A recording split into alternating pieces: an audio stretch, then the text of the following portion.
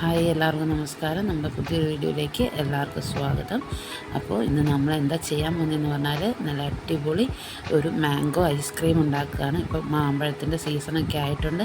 അപ്പോൾ എല്ലാവർക്കും വീട്ടിലുള്ള സാധനങ്ങൾ വെച്ച് തന്നെ നല്ല അടിപൊളി ഐസ്ക്രീം ഉണ്ടാക്കിയെടുക്കാൻ പറ്റും. അപ്പോൾ ഇതെങ്ങനെയാണ് ഉണ്ടാക്കുന്നതെന്ന് നമുക്ക് നോക്കാം. അതിന് മുന്നേ ആദ്യമായിട്ട് നമ്മുടെ ചാനൽ കാണുന്ന ആൾക്കാർ ചാനലൊന്ന് സബ്സ്ക്രൈബ് ചെയ്യാനും വീഡിയോസൊക്കെ ലൈക്ക് ചെയ്യാനും ഷെയർ ചെയ്യാനും കമൻറ്റ് ചെയ്യാനൊന്നും മറക്കരുത്. അപ്പോൾ നമുക്ക് നേരെ വീഡിയോയിലേക്ക് പോകാം.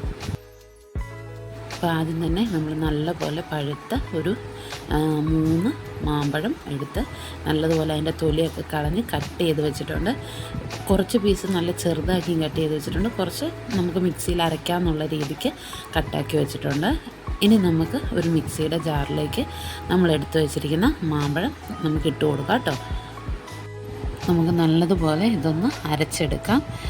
പുളിയില്ലാത്തതും അധികം നാരില്ലാത്ത മാമ്പഴം നോക്കിയെടുക്കണേ. ഇനി നമുക്ക് നമ്മൾ ചെറുതാക്കി കട്ട് ചെയ്ത് വെച്ചിരിക്കുന്ന ആ മാമ്പഴം നമുക്കൊന്ന് ക്യാരമലൈസ് ചെയ്തെടുക്കാം. ക്യാരമലൈസ് ചെയ്യുന്ന അത്രയും അങ്ങ് ഇതാവണ്ട, അതിലിച്ചിരിയും കൂടെ. അപ്പോൾ ഞാനൊരു ടേബിൾ സ്പൂണ് പഞ്ചസാരയും 2 ടേബിൾ സ്പൂൺ വെള്ളവും ഒഴിച്ച് നല്ലതുപോലെ ഒന്ന് മെൽറ്റാക്കി എടുത്തിട്ടുണ്ട്.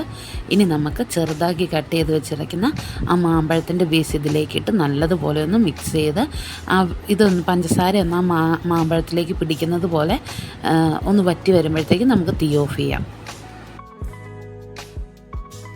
ഹൈ ഫ്ലെയിമിലിട്ടിട്ട് വേണം നമ്മളിത് ചെയ്തെടുക്കാനായിട്ട്. ഈ ഒരു പരുവാകുമ്പോഴത്തേക്കും നമുക്ക് ഓഫ് ചെയ്യാം. അപ്പം നല്ലതുപോലെ നമ്മുടെ പഞ്ചസാരയും മാമ്പഴവും ഒന്ന് സെറ്റായിട്ടുണ്ട്. ഇനി നമുക്ക് ഫ്ലെയിം ഓഫ് ചെയ്ത് മാറ്റി വെക്കാം. ഇനി നമ്മൾ അരച്ച് വെച്ചിരിക്കുന്ന മാമ്പഴത്തിൻ്റെ പേസ്റ്റിലേക്ക് നമുക്കൊരു 3/4 കപ്പ് പഞ്ചസാര ചേർത്ത് നല്ലതുപോലെ ഒന്ന് ഇളക്കി കൊടുക്കാം. ഇപ്പം നമ്മൾ തീ ഓണാക്കേണ്ട കാര്യമില്ല. ഇതൊന്ന് ഇളക്കി പഞ്ചസാരയും നമ്മുടെ ഈ മാമ്പഴത്തിൻ്റെ ഇതും കൂടെ ഒന്ന് സെറ്റായിട്ട് നമുക്ക് തീ ഓണാക്കി കൊടുത്താൽ മതിയേ.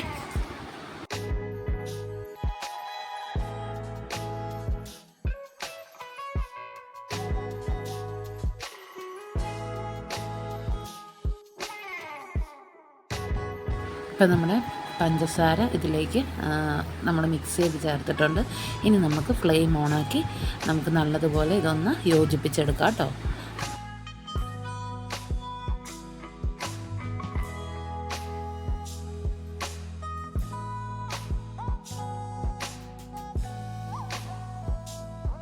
ഇനി നമുക്ക് ഇത് ഇളക്കി കൊടുത്തോണ്ടേ ഇരിക്കാം. നമ്മുടെ പഞ്ചസാരയൊക്കെ മെൽറ്റാവാൻ തുടങ്ങിയിട്ടുണ്ട്.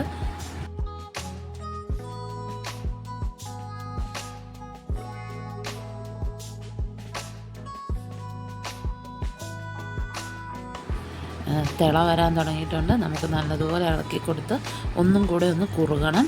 ഇതിൻ്റെ കളർ ഒന്ന് മാറുമ്പോൾ നമുക്കിതിൻ്റെ ഫ്ലെയിം ഓഫ് ചെയ്യാം കേട്ടോ.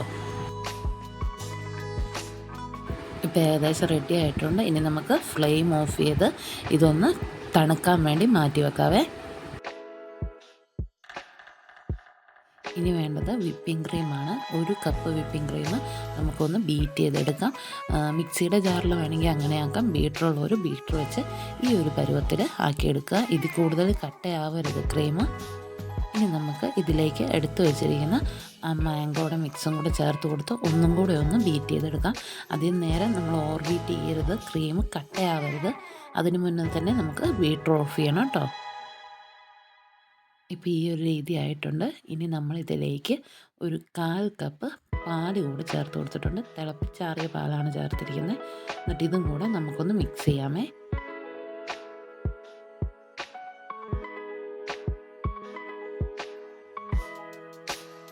ഇപ്പം നമ്മുടെ ഐസ്ക്രീമിൻ്റെ മിക്സ് റെഡി ആയിട്ടുണ്ട്.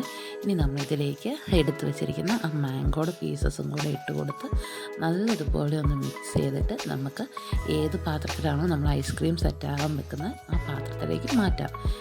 ഗ്ലാസിൻ്റെ പാത്രം ഉണ്ടെങ്കിൽ അതിലേക്ക് വെക്കാം. അല്ലെങ്കിൽ ഇപ്പോൾ അലുമിനിയത്തിൻ്റെയോ അല്ലെങ്കിൽ കേക്ക് ടിന്നോ അല്ല വീട്ടിലുള്ള പ്ലാസ്റ്റിക്കിൻ്റെ പാത്രം എന്തിലേക്ക് വേണമെങ്കിലും നമുക്ക് ആക്കാം.